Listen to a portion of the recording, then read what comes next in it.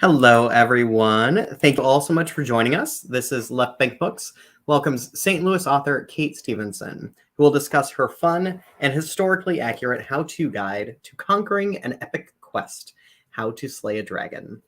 Stevenson tonight will be in conversation with author and Hugo Award-winning co-founder of the Book Smugglers, Thea James.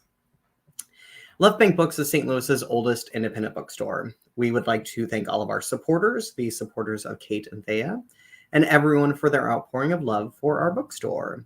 We offer curbside pickup and delivery to anywhere in the country, anywhere in the world, and you can actually find this book on our front displays because we are now open to the public again. We are very happy to be able to bring our event series virtual. We believe that events are a way to expand your mind and bring in new thoughts to make the world a better place, and also just have some fun. We hope that you enjoyed this event, and we hope that you support Left Bank Books by purchasing a signed copy for you or for all of your friends at left-bank.com. Purchasing a signed copy of the book from Left Bank Books allows us to keep our bookstore and staff operating, and it allows us to keep this event series going. So thank you for your support.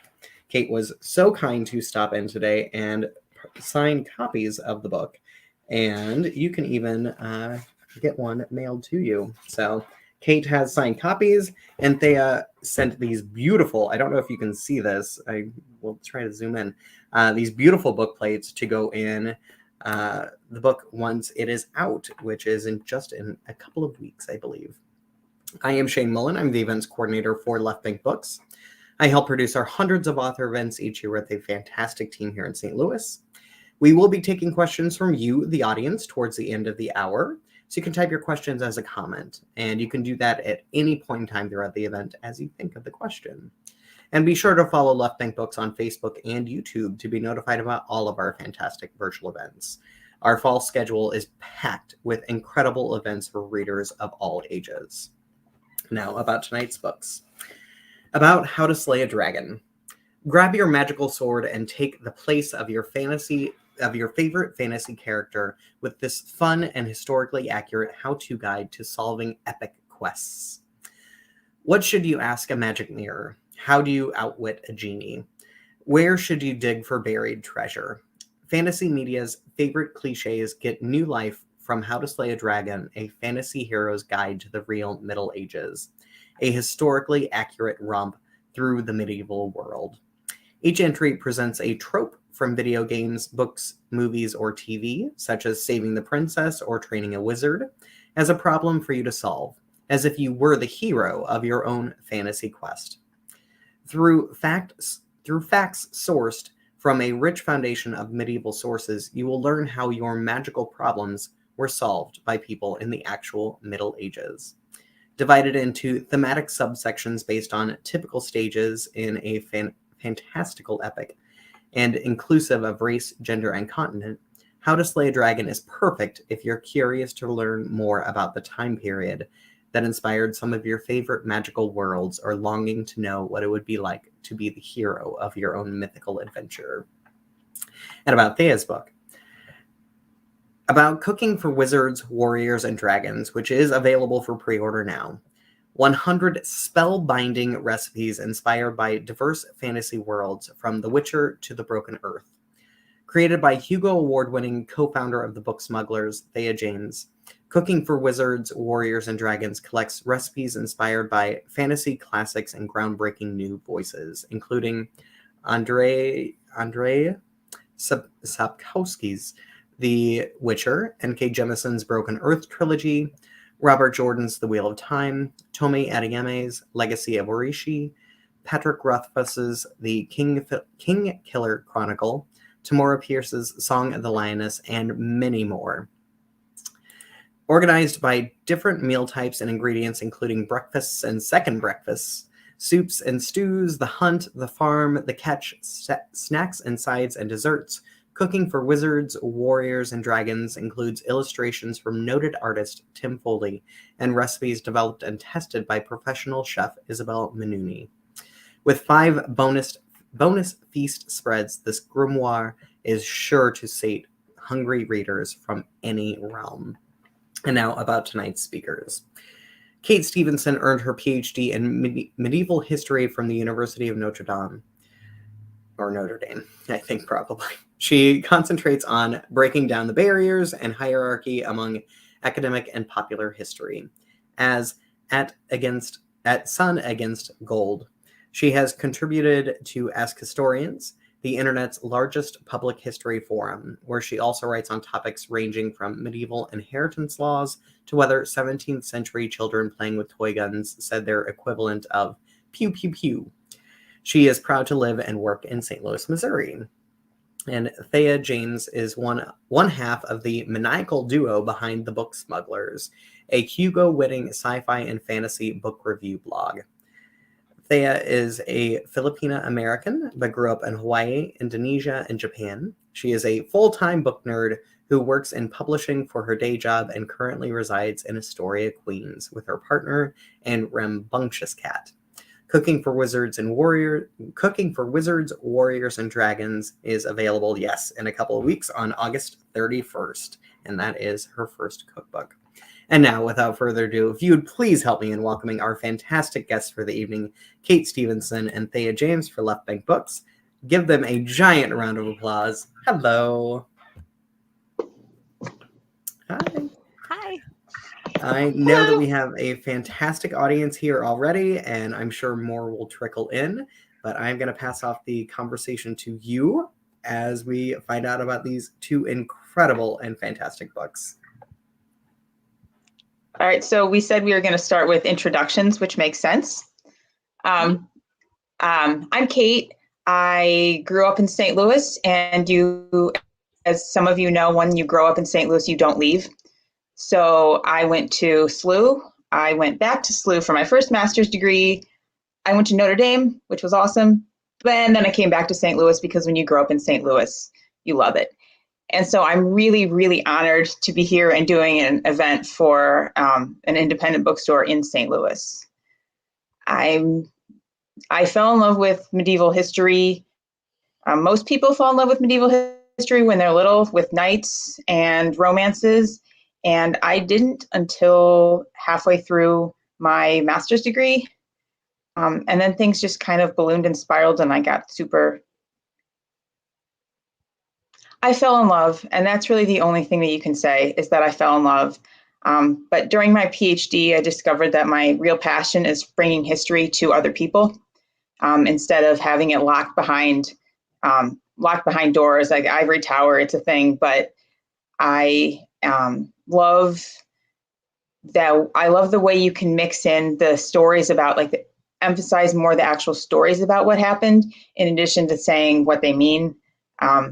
That sounds actually really boring, but suffice to say, I learned really cool stuff, like the fact that they held races to go up the pyramids, and I want to tell other people about this. I mean, I didn't know about the races up the pyramid, so I'm really excited about learning that. My name's Thea James. I also have a history degree, but it was an undergraduate degree from UCLA. I'm not from St. Louis. Although this bookstore sounds amazing, I'm really excited to be here. And I love indie bookstores, so it's really cool to be doing this event, especially with you, Cait. A little bit about me. As Shane said in the introduction, officially, I am a Filipina American. I grew up all over the place. My father actually was a professor, and he was an economist, and so we moved around a whole bunch. He contracted with different governments and different schools around the world. So I grew up in Hawaii and in Indonesia and also in Japan, which was really cool and kind of gives you a different view of the world. I actually moved back to the States for college and then moved to New York, where I live now, for my master's degree in digital publishing. Shout out to NYU if anyone here went there. Like Shane said, I'm also a full-time book nerd. I run the Book Smugglers at night, but during the day, I work for a large publisher, Penguin Random House, in supply chain logistics and digital metadata, which is really cool and kind of my dream job. And as for my book, I have been a fantasy nerd since the ripe old age of, I don't know, 9, maybe 10. And since discovering, the first fantasy book I remember buying at a Scholastic, or the equivalent of a Scholastic book fair, I kind of fell hard and have never looked back. And one of the things that's always kind of stuck with me are like these moments of interaction, of culinary like influence that happen throughout different fantasy books. And I hope I captured some of that in my book. Yeah. All right, Cait, we said we would talk about inspirations and motivations for our books next. You're up. That's right. And I talked a little bit about that, but one of the things was, one of the questions that I got asked on Ask Historians once was, did medieval people prepare for a dragon attack? How did they prepare to defend their castles against a dragon attack? And at the time, I was young and naive and really on fire with how much the Middle Ages were not the Dark Ages. And I'm going to stress all the really awesome things. So I said, they knew that dragons weren't real and they were fantastical creatures who lived and they were like a signal that it was the edge of the world and blah, blah, blah. And oh my goodness, could I have been more boring if I had tried? So I immediately developed this fascination with medieval firefighting. How did people fight fires in the Middle Ages? How did they organize their cities for bucket brigades? In Italy, they were chucking glass jars full of water, or ceramic jars full of water at houses. They would tear down houses. Then afterwards, you would have early fire codes, like make sure the market in Damascus, make sure the market has a stone roof. So I really, really got into this. And then I discovered that most medieval dragons actually don't kill with fire, they kill with poison gas. And then I had to go down an entirely different wormhole about looking at stuff that was like industrial safety. And eventually I realized, well, what I'm really doing is looking at metaphors for fantasy, instead of just like instead of just a medieval history thing.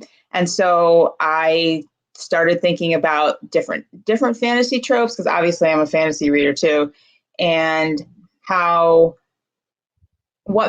they would work as a metaphor for actual things in the Middle Ages. So the book isn't just, here are all the stories about sea monsters and what they did, because medieval literature is the foundation for a lot of fantasy. I discovered how much while writing the book, even more than we think. Shout out to gemstones buried in the hearts of giant beasts who live in valleys. And it just kind of grew from there.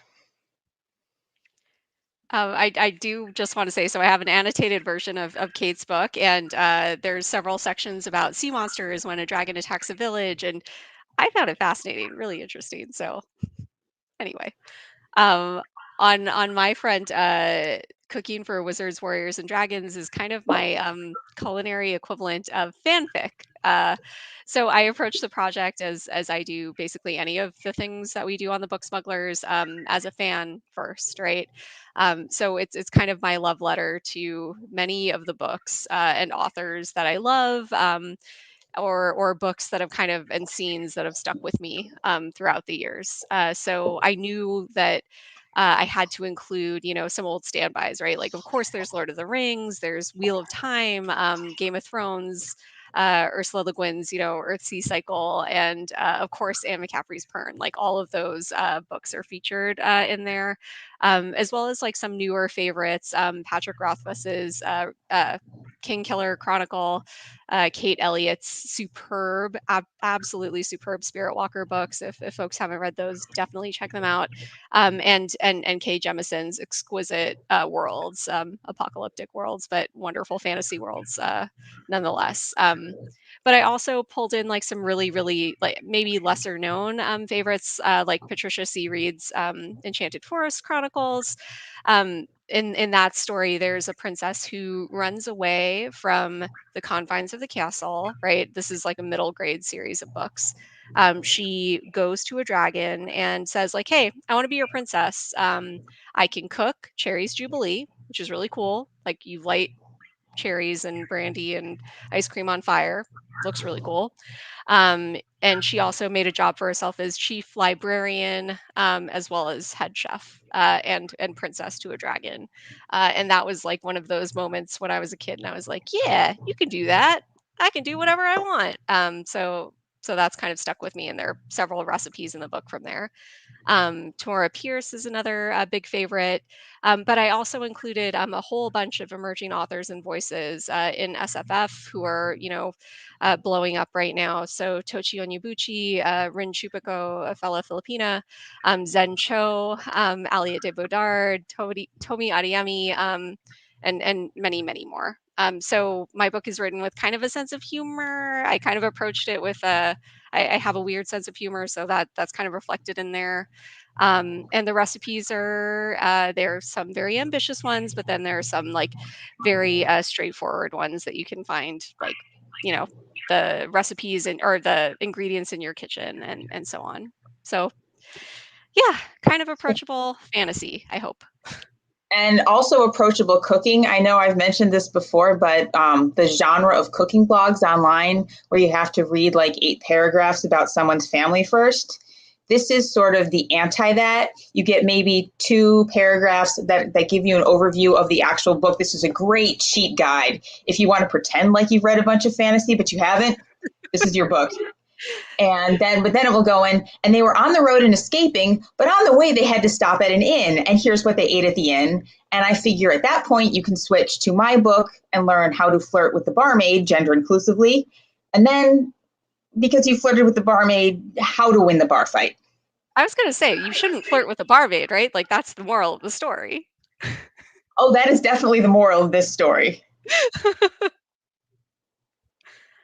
In great, exquisite, painful detail. I really enjoyed that section. Inns are such like a foundational like part of fantasy. Like speaking of the King Killer Chronicle quote, right? Like he becomes an innkeeper, and they're wonderful way stations, but also just fraught with peril. And apparently medieval historically too, fraught with peril. Yep, especially you would have some that were actually that were basically the real, wretched hives of scum and villainy, where people would actually meet to plan their other crimes. Yes, there were absolutely bandit gangs in the Middle Ages who were semi-organized. But the other thing is that there were some inns that were dedicated inns built to be that way, but also you would have people who just when they felt like it could throw out a sign above their house and people would walk in. So it was sort of Airbnb before phone apps. And you never knew quite what you were going to get in those cases, either in terms of guests or in terms of hosts. And so avoid inns. Like that's basically the moral of the story if you're a traveler. Yeah. And then just one cool thing here is about especially if you're playing especially D&D, but in general the trope where you have the pause at the inn or you start at the inn, that's where you meet your party, that's where you meet the mysterious traveler that you hook up with who's your guide. This actually goes back to medieval literature. This is the beginning of Canterbury Tales when the traveling party meets at the inn, they get together, and then the rest of the book is them telling mostly really dirty stories. Not as dirty as they could be, but it's medieval literature, so there's sex. Yeah, it gets dirty. There's nether yayas. Also similar to the Patrick Rothfuss story again, because everything is being told to chronicler who is like writing down quote story. Yeah, the inn's a great place for stories and treachery, right? Yeah, it's actually really cool how much of the recent epic fantasy is told through historians' point of view or using some kind of like critical method of history. Like this is the time to be a historian because you can listen to Hamilton and watch them talk about like, how are people after you going to frame your story? And then you can read Stormlight Archives, which is Brandon Sanderson, and one of the heroes is a historian. And then every chapter begins with, a quote from a historical record, from a historical chronicle. And you're like, I get this. This is my home base here. Like speaks to you. Yeah. Well, speaking of other tropes, right? There's feasts and their place in medieval history and in fantasy fiction. Yeah. And I would say more elaborate in reality than they could possibly come up with in fantasy. Slightly less dangerous, except if you're talking about people getting drunk and yeah. but slightly less likely to kill you than the average feast scene in a fantasy novel. Slightly.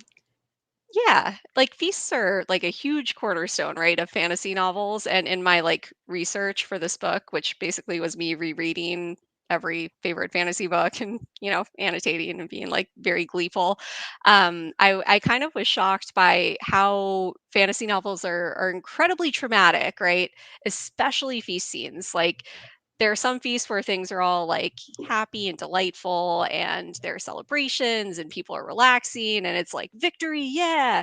But basically in all of the books that I read, feasts are used for flexing. Like it's definitely poisoning attempts or actual successes with the poisoning or exertions of power and intimidation. Speaking of Brandon Sanderson, like both in Mistborn and in the Stormlight Archive, like food is used as kind of an intimidation tactic. Like there are these huge crab legs that are, how do I eat this if I've never eaten this before? Or like a red wine soaked chicken leg that, that one of the characters, Vin, is very scared of eating because she'll like drip it everywhere. And then Um, the Middle Ages are like, okay, we're going to give you a peacock coated in gold plate. So you can see why I'm sitting here saying, yeah, the Middle Ages where they like add in a fake roof to the hall so that they can have somebody dressed as a sun drop down and recite ancient Roman oration. And this is on day one of a three-day wedding feast. Yeah. yeah, the multiple day wedding feast. It's pretty intense. I like Yeah. it. I like it. I mean, And they yeah, would definitely less treacherous. Yeah, but the point about being a power show, that these are absolutely power shows. In some places, it wasn't even just for some weddings. This is especially in the medieval Norse tradition. For a wedding, it wasn't even just about who got invited. It was about whether the bride's side or the groom's side invited specific people. Who would get first, like picking teams for basketball in middle school. Except it would determine your social power instead of the next 45 minutes of your life. And but that's one of the things that I talked about. The wedding feast, the one with the sun dropping down the ceiling, is from 15th century Italy, and so it's both families. Two of the most powerful families in all of Italy are getting together, and they are showing off to everybody else, basically saying, look how much freaking money we have that you don't. And look how much we can waste it. Look how much access to exotic materials we have. They're making everything out of sugarcane, which is hugely rare. So these are absolutely ways of not really manipulating people, but they're shows of power. And then and you can throw feasts for other reasons than a wedding. Sometimes you just throw them. There's a great one. Okay, I just talk about the Middle Ages, everybody. So there's this awesome one in 15th century Burgundy where Philip the Good, who's the Duke, decides that he is going to take a vow to go crusading. Now, remember, it's 15th century. The Europeans have gotten their butts kicked. There's not going to be any more crusade. Philip probably doesn't have any intention of going on a crusade. And he says, you know what I'm going to do? I'm going to throw a 5-day feast to celebrate that I'm declaring I will go on a crusade. And so that's the story of the giant feast that is so important that we call it the Feast of the Pheasant. It actually has a name. Some people publish books afterwards about their feast. In this case, they just got mentioned in multiple books. I like it. I like it. So I'm waiting for fantasy to really, like, the Middle Ages has called fantasy's bluff, and I really want to see what fantasy can do next and still have people sit there and go like, oh no, there's no way this happened. Yep. Uh-huh. I mean, I think like the most extravagant sort of feasts usually end in like abundant bloodshed or some kind of political fait accompli. Yeah, I don't think I can think of anything as yeah, yep. Even George R. R. Martin, like you got a bunch of dead people, and that's maybe the grandest wedding that I can think of. Yeah, Um, and of course, he's got the one at Joffrey's wedding that they bake a whole bunch of birds in a pie, and at Philip the Good's Feast of the Pheasant, they bake musicians in a pie, and they're still alive, and they are playing. They're playing from the pie. Do they pop out of the pie? They're playing from the pie. I mean, presumably this was a pie crust that was put together because pie turnover is a huge deal in the Middle Ages. This was basically your takeout wrapper. And it was a very big way to show off like fountains that spurted wine. Did anyone go bankrupt like after, these extravagant feasts? Any historical records about that? I'm sure people had to borrow money to do it. There are certainly records of kings who had to borrow money to feed their troops, mostly in Spain, in Iberia. But I don't know about if people actually went into debt for feasts. Usually the point was to not go into debt so you could show off that you didn't. Yeah. That you didn't have to. But there's one medieval satire where somebody going to a wedding takes along 45 wagons of utensils. This is a satire from late medieval France. And I really want to see this in a fantasy book. Like 45 or go home. Probably literally. You could have the person bring 44 and be embarrassed, and then people always say, well, I want to make my medievalist fantasy novel realistic. How do I make it realistic? How do I make it accurate? It's like, okay, it's a fantasy horse kingdom. It's not going to be historically accurate, but then, bake musicians in a pie. I mean, yeah, I can't unsee it now. So it's gotta have to happen. That is definitely the Feast of the Pheasant is one of the things from the Middle Ages that I would have really liked to be at, to see. Also, I always just kind of wonder, what did people really eat at these things? Because you're eating something shaped like an onion, but completely out of sugar. Is this candy? Is this what? How do you deal with when all of your food is dripping in gold? Or sometimes it would be dripping in egg yolks pretending to be gold. Okay. Yeah, the gold sounds a little alarming / the poison once again, but egg yolks, that makes sense. Yeah, so I was one of the things that I was thinking about is why feasts and why food, and especially for the Middle Ages also why alcohol, in terms of the idea why it works so well. As you said, in fantasy, it's people who should be settling down, but it's also this idea of hospitality that gets corrupted. Whether, hospitality is also a big deal in the Middle Ages and obviously today, but the idea that you would turn that the most like friendly and nicest of things, then you can just flip it upside down. And so the reader is, well, now we're expecting it, but that the reader wouldn't be expecting it, or the fact that you'd be using this to show off. And since you've obviously read more fantasy than I have, I was wondering if that seems like kind of a pattern, or if they're ever emphasizing the home thing, or if you have got, like, on one hand, you've got the nice inn with the fat innkeeper where people are actually welcome, versus always the royal feast being really standoffish. I maybe, and it's just the fantasy that I've read, but the royal feasts almost exclusively seem standoffish. Like, even if it's like Assassin's Apprentice by Robin Hobb, right? There's a feast near the end of that book where Fritz is like at a neighboring kingdom, and they're a different type of extravagance than where he comes from, and of course there's a poisoning. There's all kinds of badness that happens. So it seems like that's just kind of common. I mean, of course, you've got like your red weddings, right? Reigns of Castamere, like type things with GRRM.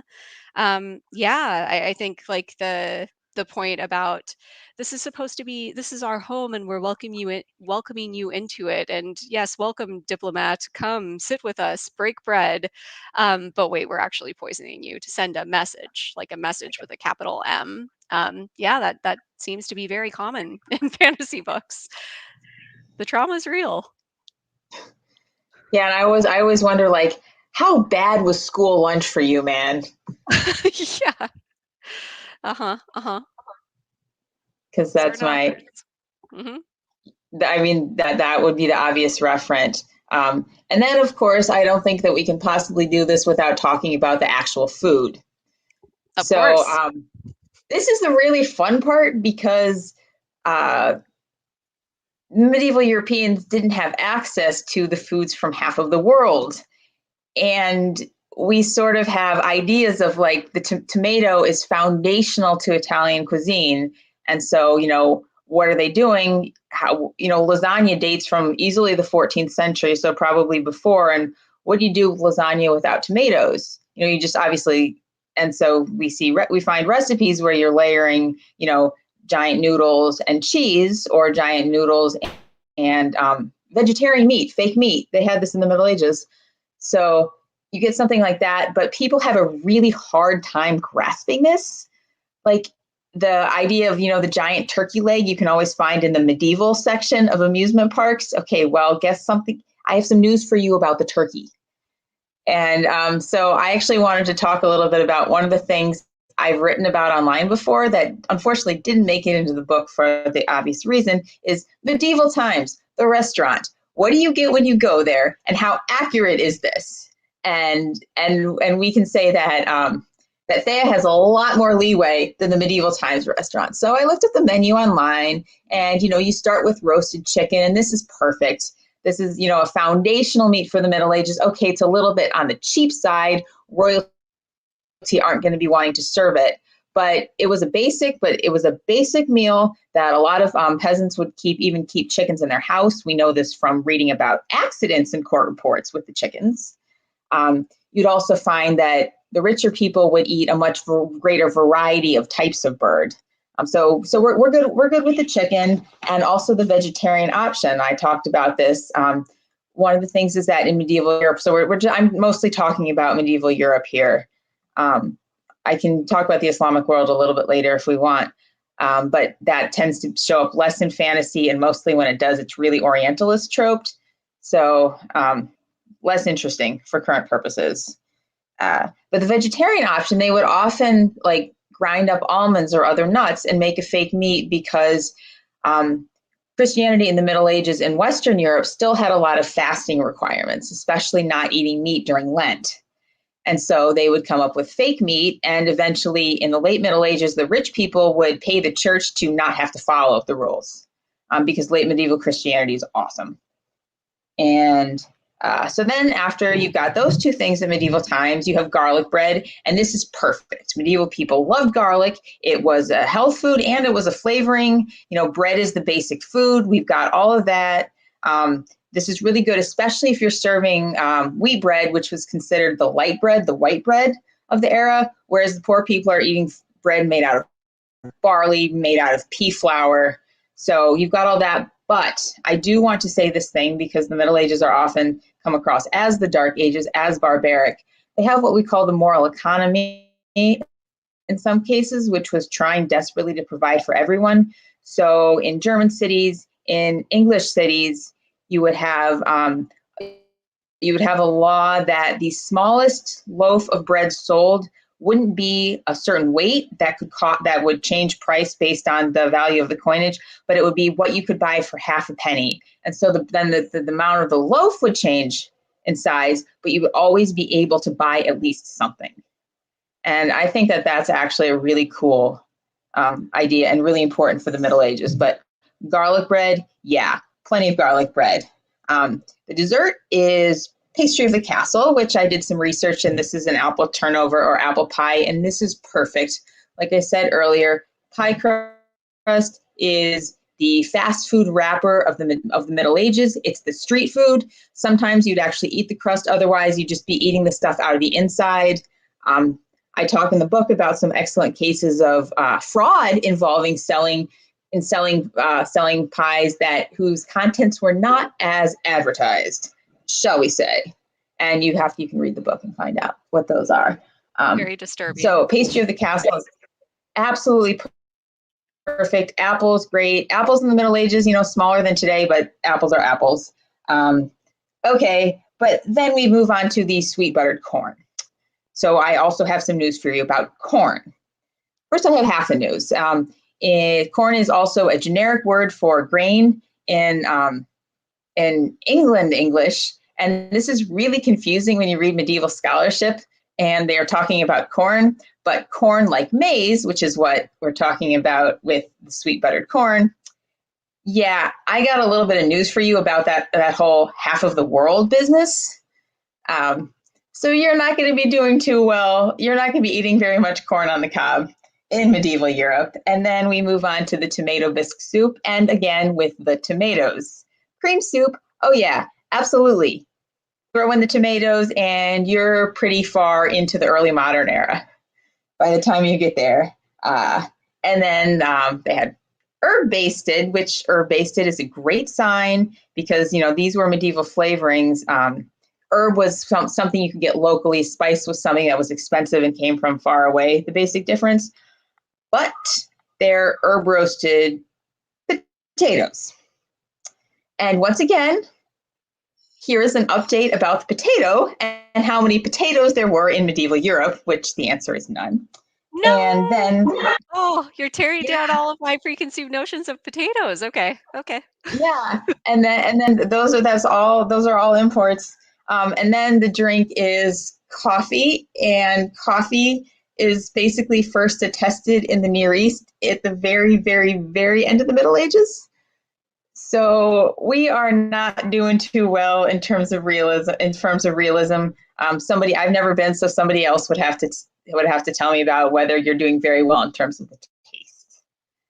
And so when you're reading fantasy, are there any specific ingredients that you found like more common that fantasy authors like to use? The ones working in a Earth analog world. Oh yeah. So there's an abundance in sort of Western European medieval inspired fantasy, which there's a healthy number. It's hard bread.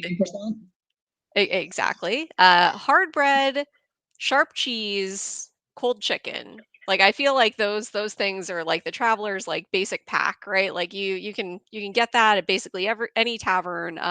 You got your hard hunk of cheese, and people just gnaw on that on the road. Which I mean, to be honest, that sounds delicious. Like I love all of those things, so I'm not against it. Well, you're basically describing a pre-modern Lunchable. So right, exactly.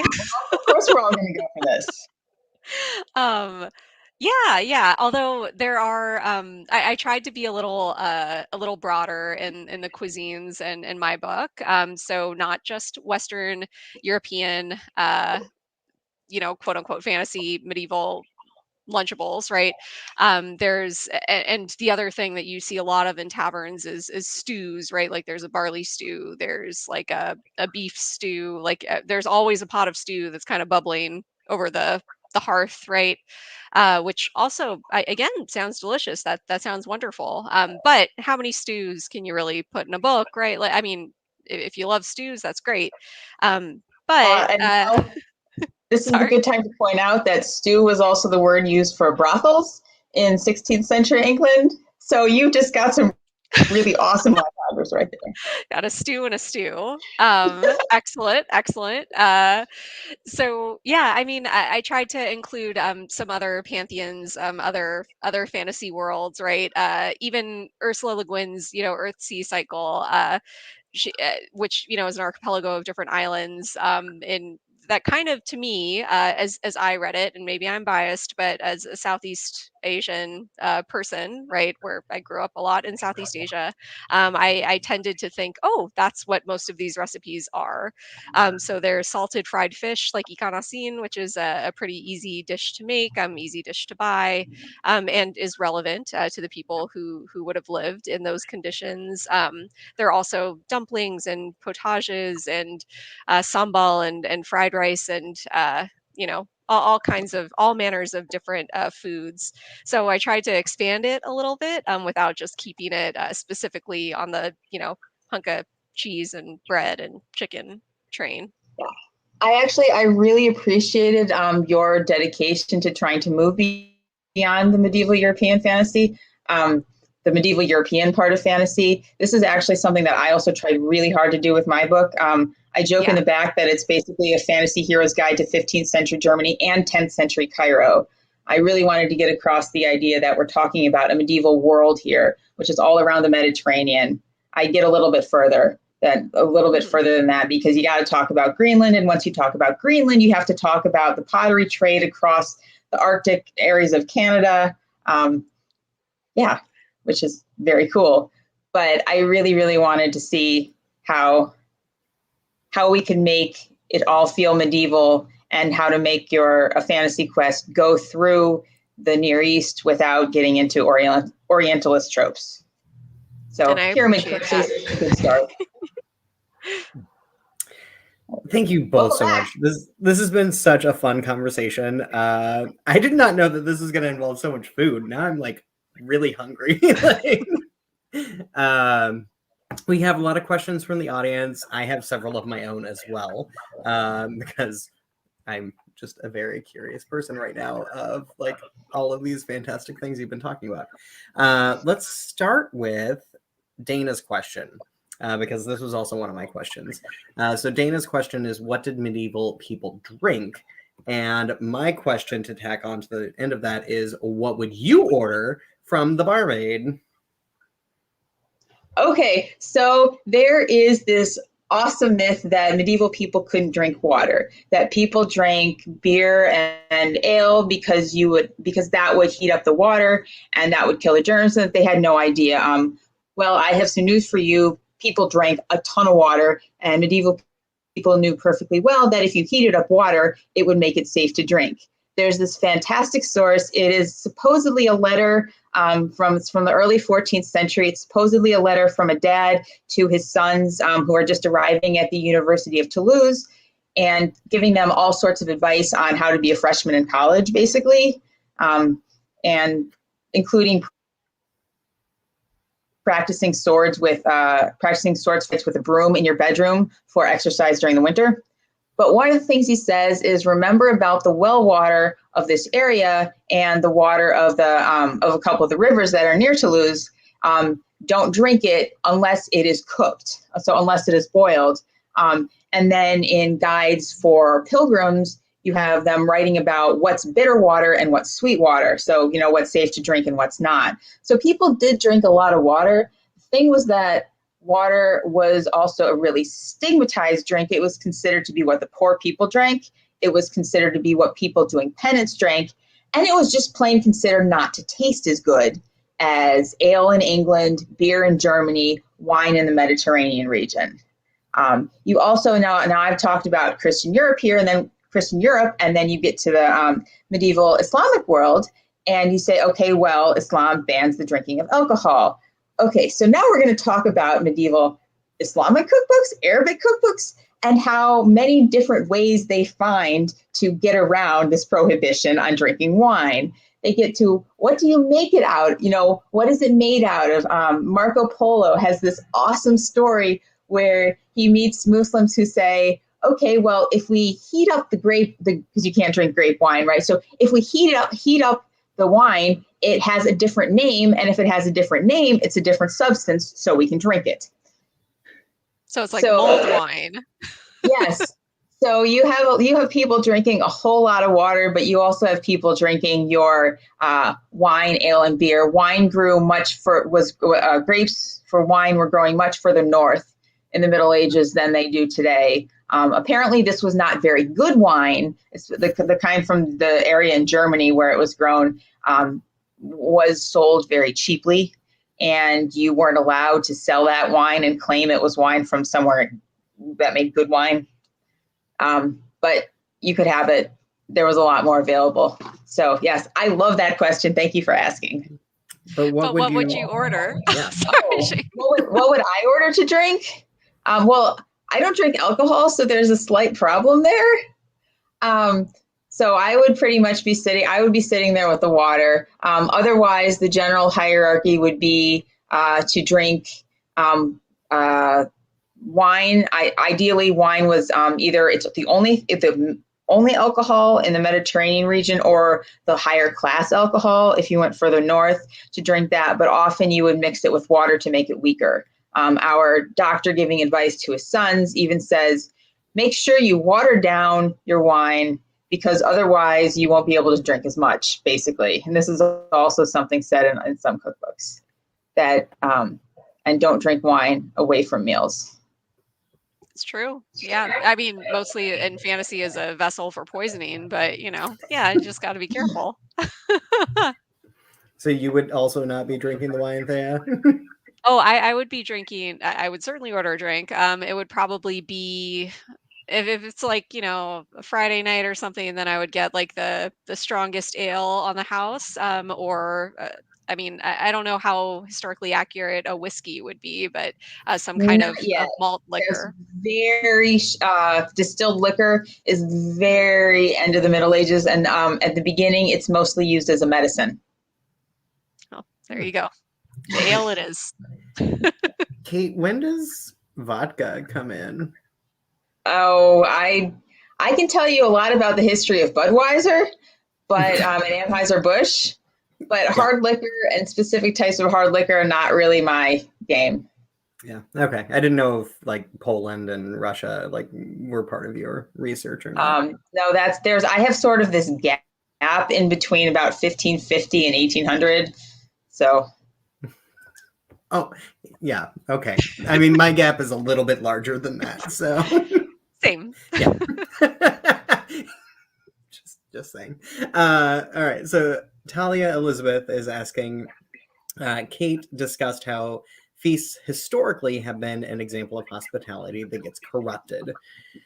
Do you think that concept is what inspired the fantasy trope of humans avoiding eating foods in fairylands or kingdoms to avoid entrapment? Oh, that's a good one, Talia. So I think I'm not sure if that's what inspired. I'm not sure if that's a